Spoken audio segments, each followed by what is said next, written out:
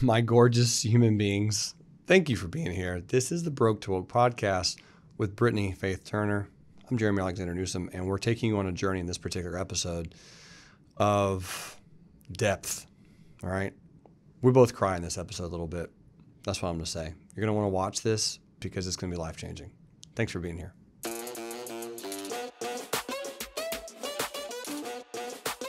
Britnie Faith Turner. Jerremy Alexander Newsom. What do you wish you had known starting your career? Oh my gosh. Oh man, great question. Thank you. Thank you. Two things. Number one, if I could go back and give my little baby terrified self some advice, it would be that no matter what happens, you will overcome this. So stop wasting all of this anxiety because most of the things that you're afraid of aren't actually going to happen. And even if worse things happen than you are afraid of currently, you are stronger than you can possibly fathom. And you are enough to overcome this.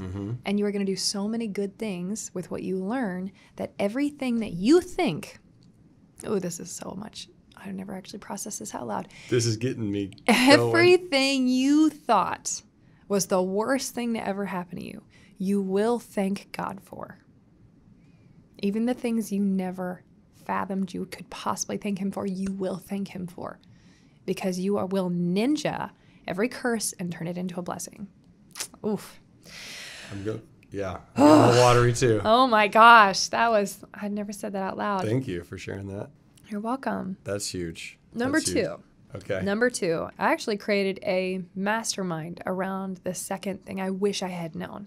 So in my career, I was always really insecure because I thought I was wrong.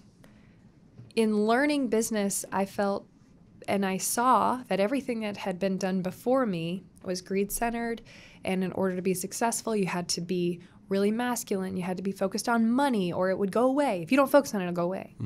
And you have to just like really, really, really hammer in on money first, money first, money first. That was never my heart.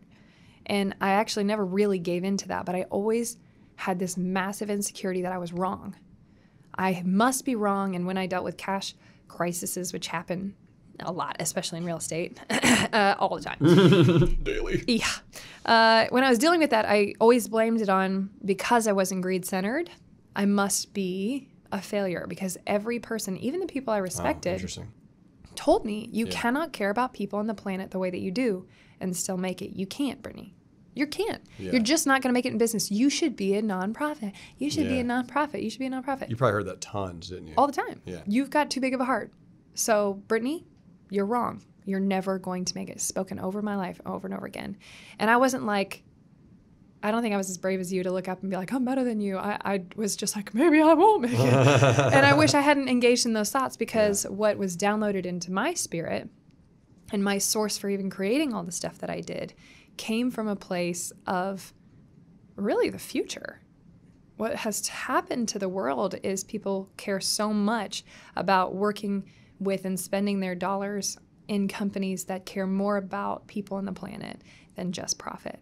And they want to make sure that whatever they're empowering with their money, because people are realizing the power of their money, is expanding force for good companies. And so I started G-Force because I want to give away the tools, network, mindset, resources needed to stabilize other force for good entrepreneurs. Okay. I really wish I had had that network because I had no other human in my life that was driven with the same motivation I am. So I've hunted down all these people and now we're attracting them. Yep.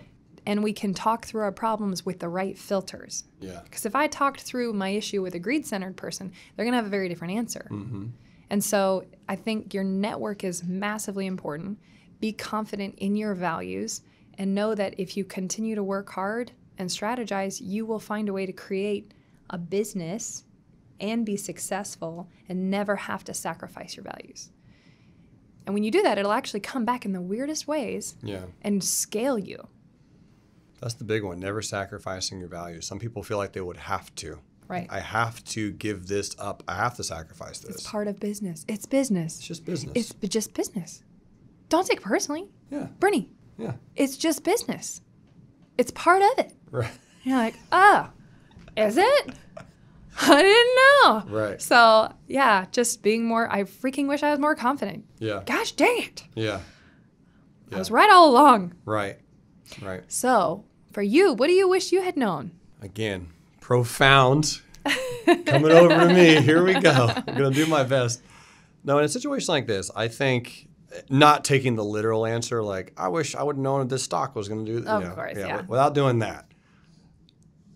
I would have just honestly told myself that I am actually very valuable. Really? I think there was so much doubt coming from that religion, coming from the religion and the beliefs that you and your whole life is never going to amount to anything, right? It's a very, very scarcity mindset religion. And all that you're doing, all the people that are here on earth, literally all of them, like 99.999% are going to die. And they're going to be wiped out. And it's just, that's what's going to happen. All the world is going to be over and everyone's going to be gone. And it just doesn't make any sense to me. All the people that you know, they're all going to die. And coming from that and trying to do anything to the extent that you're going to make that not be true, right? Spend all this time and energy and resources helping the people that I think subconsciously won't even be here. Right. Right? There was all of this polarity and all of this challenges mentally that why am I even doing it? Why is this even a thing? Why are you putting in all this time if they're not going to be here? So dealing with those struggles. Wow. Dealing with those struggles, knowing that you actually are valuable enough to make that change in their life, that you can do it, that you can offer wisdom and insight and motivation and excitement and energy and enrichment and being able to truly impact someone's life, even though you don't think you can. That's what I would tell myself. That's what I wish I would learn. I wish I would have known that let's say 10 years ago, that I really am valuable enough to make those type of impacts, because I would have stopped waiting as long as I did. Oh my gosh. I have a really important question. Okay. You came from a cult. Yeah.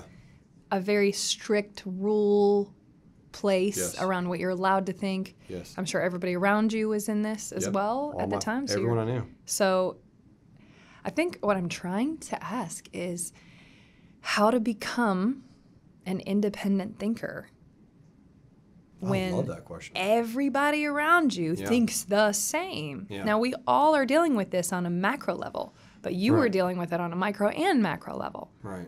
How did you almost matrix this whole breaking free and learning to think on your own? I appreciate that question. Thanks for asking. It was scary. Yeah. It's really scary because you do in that world when you live in a cult. That's what I grew up in. So we're talking all of my friends, all the people that I hold dear, all the people that know me, that I know, that I love, that love me, right? All of them are all part of this religion. That's the only people that I can hang out with. That's the only people I'm around. And other than like my family members who are not witnesses, other than them, we're talking everyone I know. And so leaving that, when you leave, you do what's called, you get disfellowshipped is the term. And so in this disfellowshipment, no one talks to you. That's your pain. That's your, hey, you're wrong, get out. No one talks to you. So like my mom currently doesn't talk to me, right? All the friends I knew, hundreds of people, gone. Those relationships are broken. So when you're talking about how to become a free thinker, how to really start changing your mind, there is going to be pain associated with that. Because whatever you are thinking at this moment in your time, in your life, going apart from the status quo, taking that mental exodus from the status quo is going to be painful. Taking that blue pill or the red pill when he did the Matrix, right? When he did it, there was that pain associated when he's ripping out those things out of his back and he's in that capsule and he's getting flushed down and all that is pain and he's recovering. So yeah, it's a painful experience to stop thinking the majority, the way, the path, the majority of everyone else, that group think. There's going to be some pain in that. And to start changing, what you have to do is you put yourself in environments that are totally unique to you. So for me, it was going to a Buddhist monastery. That was terrifying for me. but that was one of those steps in that decision. And it was almost forced on me because I was going through a class that I took, world religion. And in order to get an A, I'm an A kind of guy, right? I love getting the A's. And this is in college. Yeah. You had to go to I forget the exact assignment, but you have to go to a temple, something that you normally don't do, and write down your experience. And so it was like, okay, do I get a C in this class, or do I go get an A and do this thing that I'm terrified of going to? And that push by Dr. Charles Humphreys, my man, right? That push was, you got to go, you got to do this, you got to get out of your comfort zone. And that is that pain, that pulling apart from what you know, that separation from where you are to where you need to go. That is always going to be pain associated with that. So I'm at this Buddhist temple, and I don't understand the language. I don't understand the prayers. I don't understand what they're doing. I don't understand what they're saying. I'm terrified. I'm scared. I'm sitting there. I'm just shocked. Probably sinning. Absolutely. I am definitely dying now. I am an apostate. I'm not coming back from this. Like, it's not good. And I sit there and I do what they do. I'm doing the chants as best I can. I'm doing the breathing, and I start feeling a calmness. I just start feeling a little bit of serenity. And I start realizing that God is all internal. Your relationship to whatever you hold dear, the universe, the creator, the energy, the source, the focus in your life, it's all right here. It's all internal. You can tap into that. The human eyeball at a close glance looks exactly like the universe. Oh, that's cool.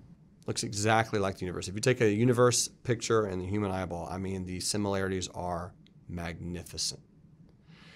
And that's because we're all created. It's all this beautiful sphere and this circle that we get intertwined, and then we get made of all the materials that were created from the universe are now inside of us, and they are intertwined, and they're beautiful, and they're gorgeous, and they're all encompassing, and they're all inside of you.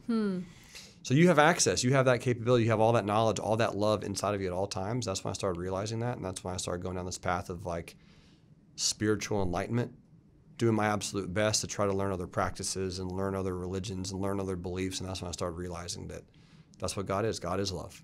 And if you want to have an impact on this world, find ways to just love as many people as possible and show them true kindness, true sincerity, true generosity. And you will make an impact.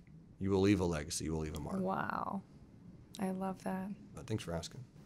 I love that. And I love how the opportunity to truly change the world is going to come from love. Yeah. You know, Mother Teresa says, you know, if you have an anti-war rally, a fight against war, I'm not going. She said, if you decide to have a peace rally, I'll be there. And then again, Buckminster Fuller, you never change things by fighting the existing reality. You do it by creating something better and making the other one obsolete. And so I see a lot of our generation specifically become hater activists. Yeah. They wouldn't probably call themselves haters, but they lead with hate. Yeah. They try to tear the other buildings down. Right. Both physically and and that's not truly how you change things. You change things by sharing its value and through love. If you've never watched the movie Gandhi, it doesn't matter what religion you are, you see somebody who, oh my gosh, what an amazing story, shifts an entire country and frees an entire country. He had no money, he had nothing, but the way in which he engaged with the depths of the human spirit, the goodness inside, the way he appealed to that changed everything. And it's the first time something like that has happened versus a war. Yeah. And it changed my life. I was like, oh my gosh, because I think naturally I'm such a fighter. You know, I just am. And it's easy to lash out and like defend the innocent. This is an atrocity. And how do you do that? But how do we lead with love to see the change that we want in the world? And that's a constant daily battle. against your own natural instincts and against what the world tells you you have to shift things by. But I think that is the way that things truly change. It's your heart set. Yeah. That's one of the big takeaways. Well, it's God's grace that leads us to want to change. It's not God's, boycotting us or voting us off the island or kicking us out of the village. It's God's grace. Right. So I love that. Yeah. Oh my gosh. Whew. Yeah. So good. Very, very deep. Thank you for sharing that with me. Thank I really you. appreciate it. Ladies and gentlemen, this is From Broke to Woke. We're going to keep going. We're going to keep diving in. We're going to learn a lot about each other, but we're also going to continue to share our stories so that you, each and every one of you, doesn't matter how old you are, where you live in the world, you too can go from broke to woke. Thanks for listening in. You guys rock.